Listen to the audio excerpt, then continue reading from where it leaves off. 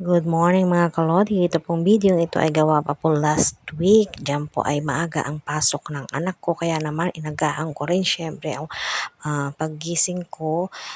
Ayan, nakikita nyo madilim pa sa labas kung saan diyan ako nagluluto ng aming pagkain.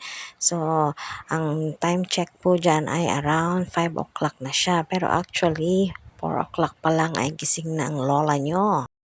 Siyempre, kailangan ko magluto para sa pagkain ng anak ko bago siya pumasok sa school. So, ayan, nakikita niyo po, ako ay nagprito dyan ng tosino.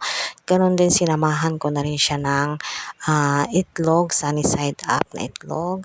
At syempre, hindi mawawala ang sinangag. At nung ma-ready ko na nga lahat ng pagkain ay dali-dali ko na pong ginising ang aking anak para sa ganun ay makapag-almusal na siya. Habang siya'y kumakain ay niligpit ko na yung mga ginamit ko sa pagluluto. At nung makaalis nga ang anak ko ay ayan, maliwanag na. Saka naman ako nag-umpisa na maglinis ng bahay.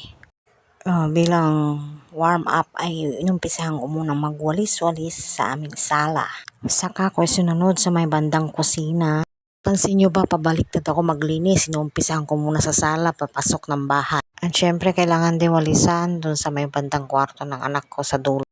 At pagkatapos ay doon naman ako sa kabilang kwarto, nagwalis-walis. Itong yan ay merong isang bintana, kaya kinailangan kong tanggalan ng kortina kasi bala ko magpalit ng kortina sa araw na yan.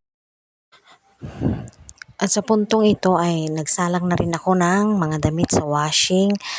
Pero tapos na akong nakapag-almusal dyan. Hindi ko na nga lang naipakita sa video. At habang nga ako'y nagda-dryer ay nakikita nyo nagse-cellphone na ako dyan kasi kailangan ko nang makipag-engage sa inyo mga ka-reels. At matapos nga ako maglaba ay tinuloy ko ang ginagawa kong pagpapalit ng kortina sa loob ng bahay.